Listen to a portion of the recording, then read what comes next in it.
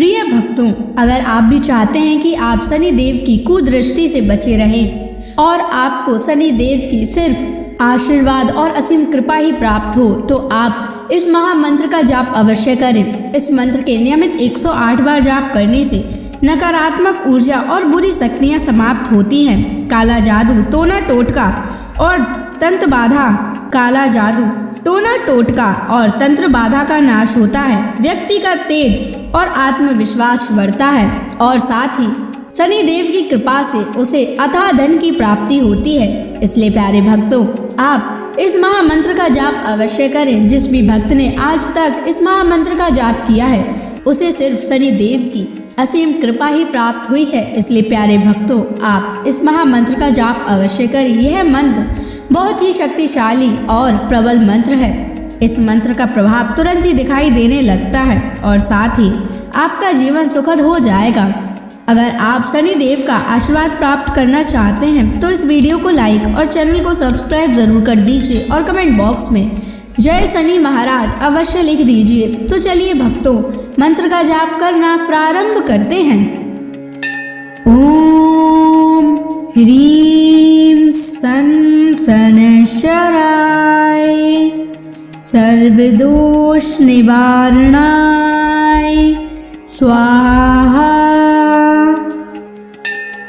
ओम ह्रीं सन शनैश्चराय सर्वदोष निवारणाय स्वाहा।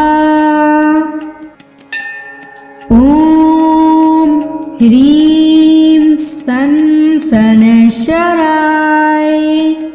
सर्वदोष निवारणाय स्वाहा। ओम ह्रीं सन शनैश्चराय सर्वदोष निवारणाय स्वाहा। ओम ह्रीं सन शनैश्चराय सर्वदोष निवारणाय स्वाहा। ओम ह्रीं सन शनैश्चराय सर्वदोष निवारणाय स्वाहा। ओम ह्रीं सन शनैश्चराय सर्वदोष निवारणाय स्वाहा।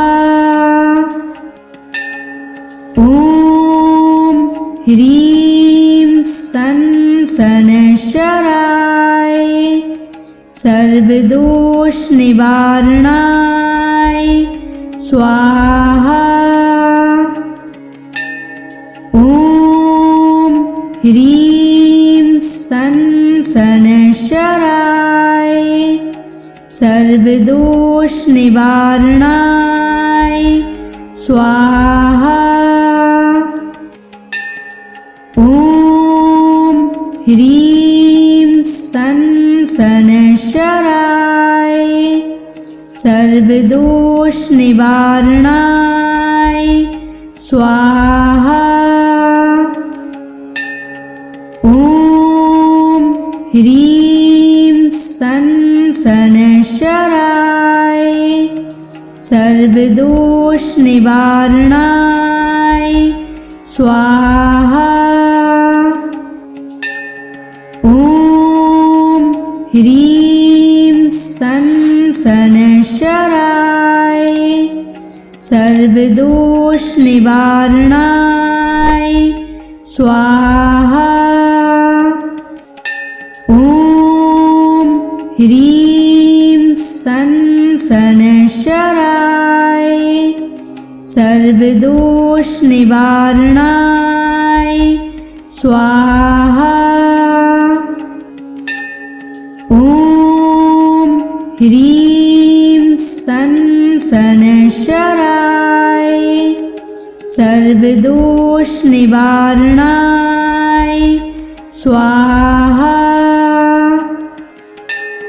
ॐ ह्रीं सन् शनैश्चराय सर्वदोषनिवारणाय स्वाहा। ॐ ह्रीं सन् शनैश्चराय सर्वदोषनिवारणाय स्वाहा। ॐ ह्रीं सन् शनैश्चराय सर्वदोषनिवारणाय स्वाहा। ॐ ह्रीं सन् शनैश्चराय सर्वदोषनिवारणाय स्वाहा। ॐ ह्रीं सन् शनैश्चराय सर्वदोषनिवारणाय स्वाहा। ॐ ह्रीं सन् शनैश्चराय सर्वदोषनिवारणाय स्वाहा। ॐ ह्रीं सन् शनैश्चराय सर्वदोषनिवारणाय स्वाहा। ॐ ह्रीं सन् शनैश्चराय सर्वदोषनिवारणाय स्वाहा।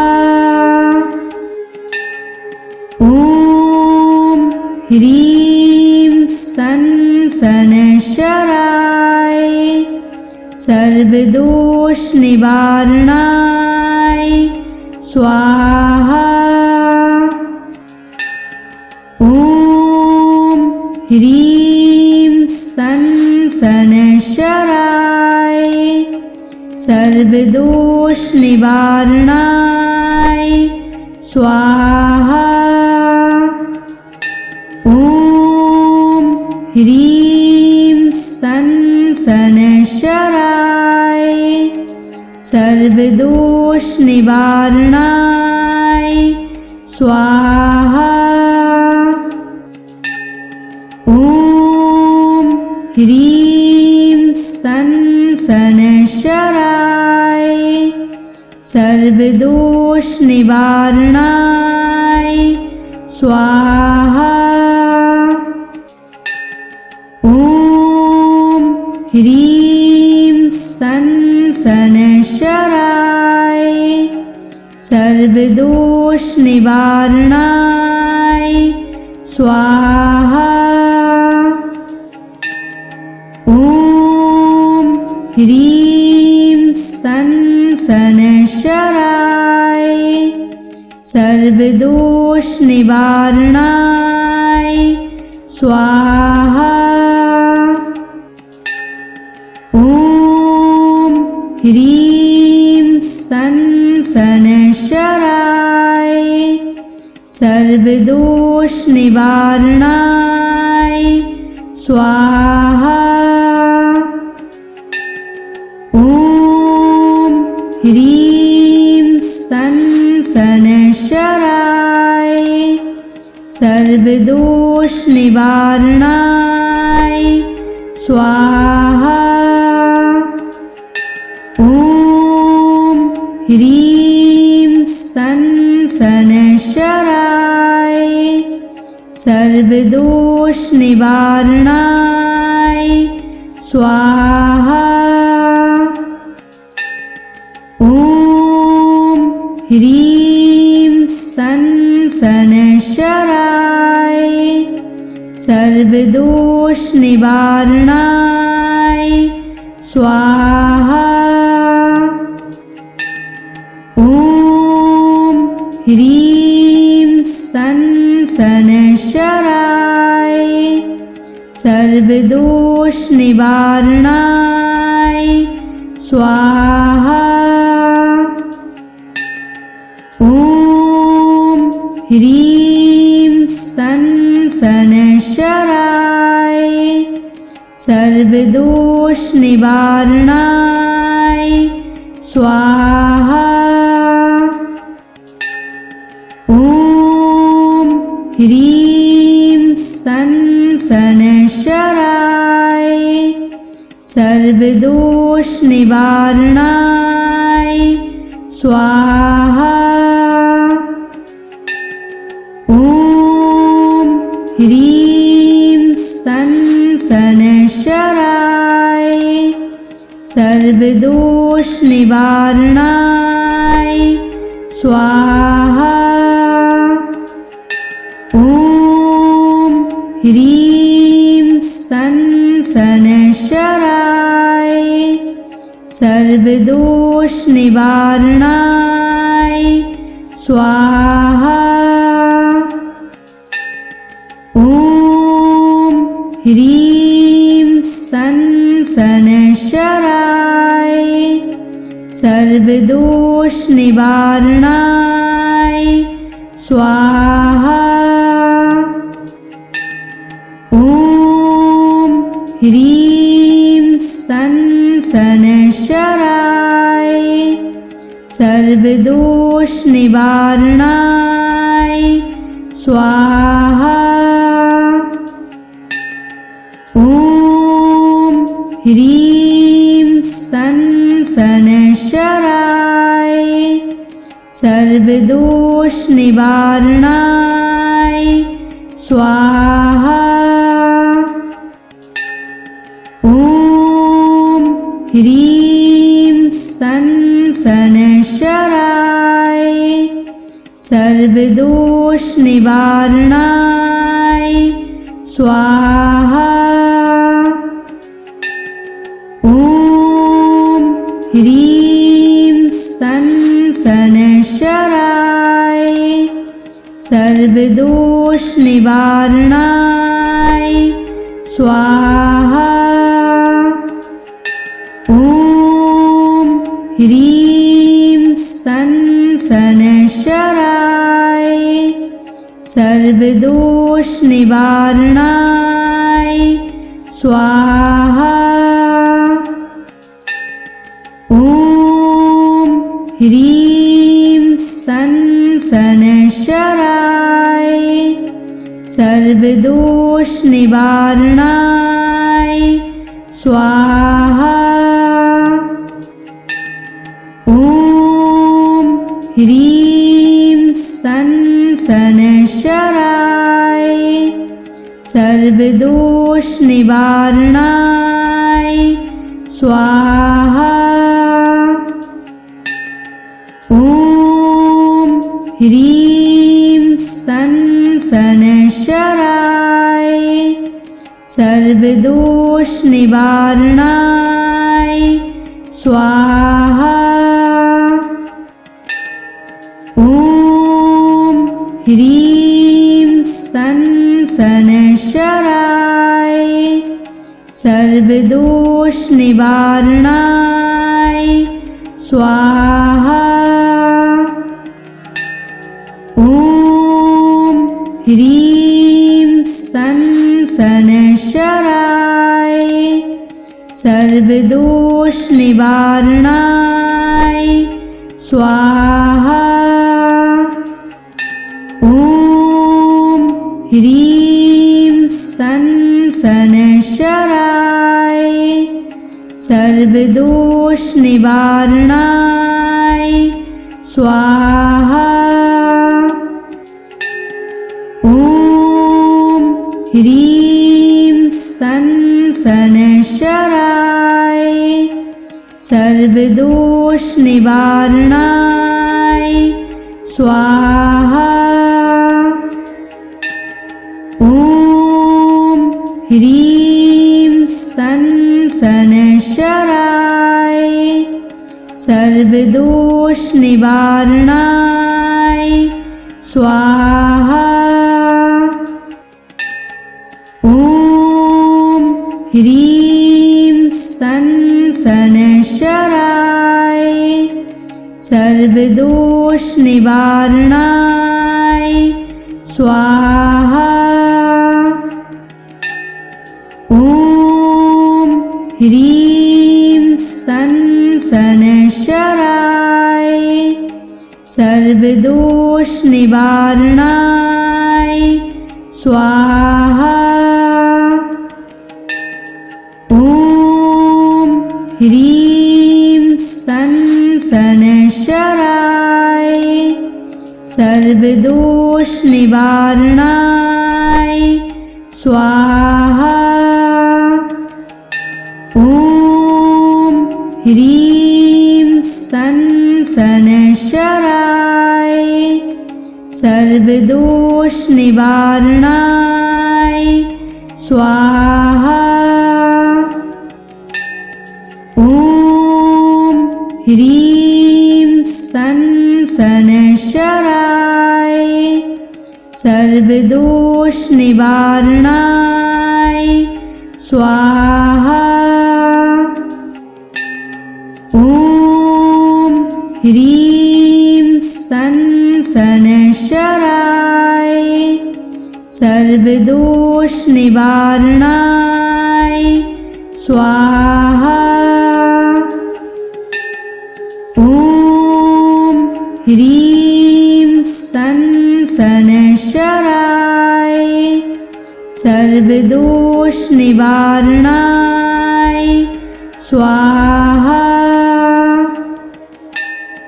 ॐ ह्रीं सन शनैश्चराय सर्वदोष निवारणाय स्वाहा। ॐ ह्रीं सन शनैश्चराय सर्वदोष निवारणाय स्वाहा। ॐ ह्रीं सन शनैश्चराय सर्वदोष निवारणाय स्वाहा। ॐ ह्रीं सन शनैश्चराय सर्वदोष निवारणाय स्वाहा। ॐ ह्रीं सन शनैश्चराय सर्वदोष निवारणाय स्वाहा। ॐ ह्रीं सन शनैश्चराय सर्वदोष निवारणाय स्वाहा। ॐ ह्रीं सन शनैश्चराय सर्वदोष निवारणाय स्वाहा। ॐ ह्रीं सन शनैश्चराय सर्वदोष निवारणाय स्वाहा। ॐ ह्रीं सन शनैश्चराय सर्वदोष निवारणाय स्वाहा। ॐ ह्रीं सन शनैश्चराय सर्वदोष निवारणाय स्वाहा। ॐ ह्रीं सन शनैश्चराय सर्वदोष निवारणाय स्वाहा। ॐ ह्रीं सन शनैश्चराय सर्वदोष निवारणाय स्वाहा। ॐ ह्रीं सं शनैश्चराय सर्वदोषनिवारणाय स्वाहा। ॐ ह्रीं सं शनैश्चराय सर्वदोषनिवारणाय स्वाहा। ॐ ह्रीं सं शनैश्चराय सर्वदोषनिवारणाय स्वाहा। ॐ ह्रीं सं शनैश्चराय सर्वदोषनिवारणाय स्वाहा।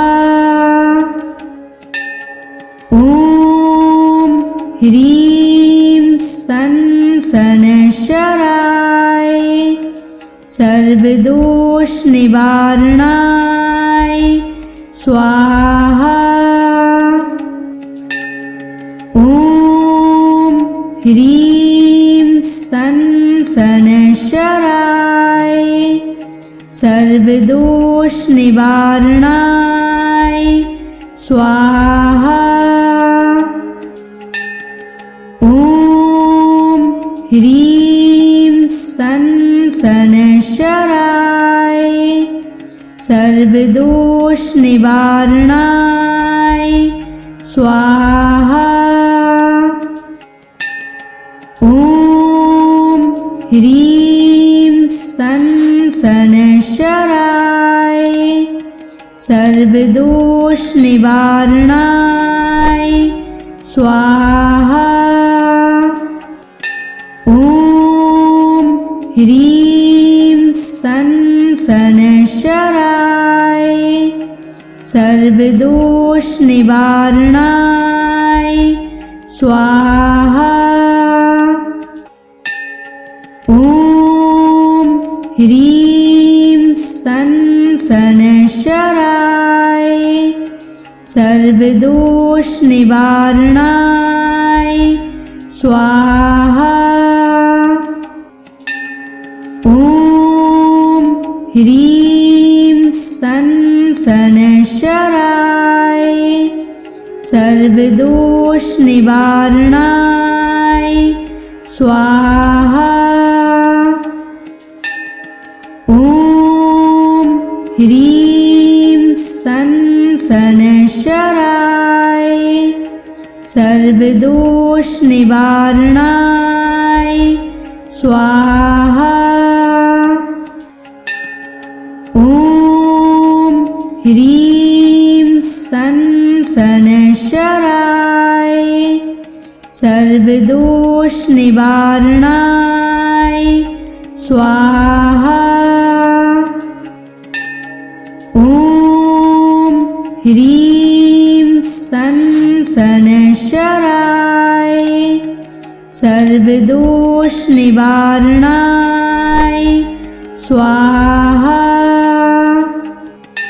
ॐ ह्रीं सं शनैश्चराय सर्वदोषनिवारणाय स्वाहा। ॐ ह्रीं सं शनैश्चराय सर्वदोषनिवारणाय स्वाहा। ॐ ह्रीं सं शनैश्चराय सर्वदोषनिवारणाय स्वाहा। ॐ ह्रीं सं शनैश्चराय सर्वदोषनिवारणाय स्वाहा। ॐ ह्रीं सं शनैश्चराय सर्वदोष निवारणाय स्वाहा। ॐ ह्रीं सं शनैश्चराय सर्वदोष निवारणाय स्वाहा।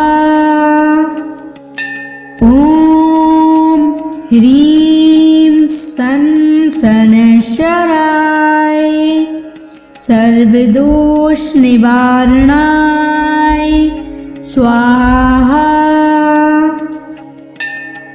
ॐ ह्रीं सं शनैश्चराय सर्वदोष निवारणाय स्वाहा।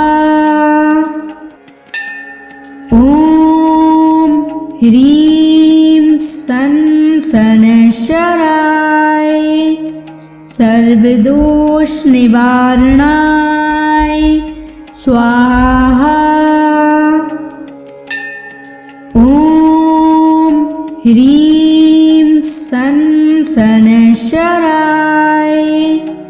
सर्वदोष निवारणाय स्वाहा। ॐ ह्रीं सं शनैश्चराय सर्वदोष निवारणाय स्वाहा। ॐ ह्रीं सं शनैश्चराय सर्वदोष निवारणाय स्वाहा। ॐ ह्रीं सं शनैश्चराय सर्वदोष निवारणाय स्वाहा। ॐ ह्रीं सं शनैश्चराय सर्वदोष निवारणाय स्वाहा। ॐ ह्रीं सं शनैश्चराय सर्वदोष निवारणाय स्वाहा। ॐ ह्रीं सं शनैश्चराय सर्वदोष निवारणाय स्वाहा। ॐ ह्रीं सं शनैश्चराय सर्वदोष निवारणाय स्वाहा। ॐ ह्रीं सं शनैश्चराय सर्वदोष निवारणाय स्वाहा। ॐ ह्रीं सं शनैश्चराय सर्वदोष निवारणाय स्वाहा। ॐ ह्रीं सं शनैश्चराय सर्वदोष निवारणाय स्वाहा। ॐ ह्रीं सं शनैश्चराय सर्वदोष निवारणाय स्वाहा। ॐ ह्रीं सं शनैश्चराय सर्वदोष निवारणाय स्वाहा।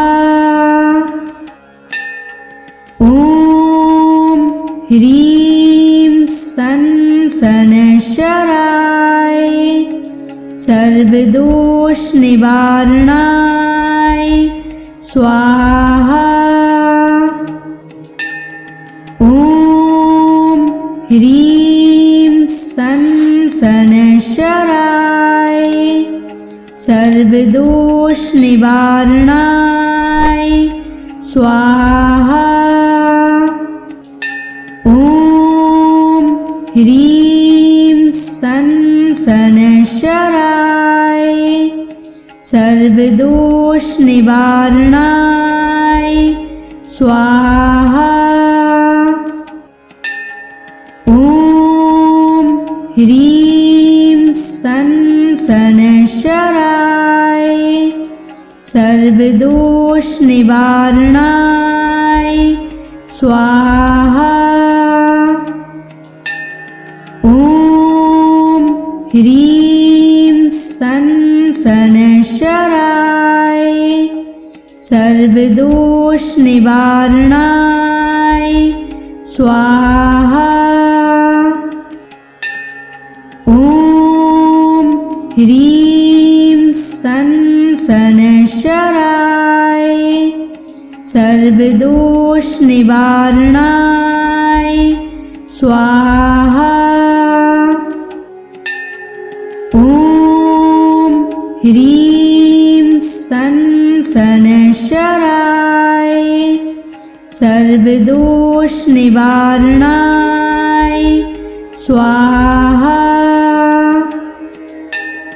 ॐ ह्रीं सन शनैश्चराय सर्वदोष निवारणाय स्वाहा।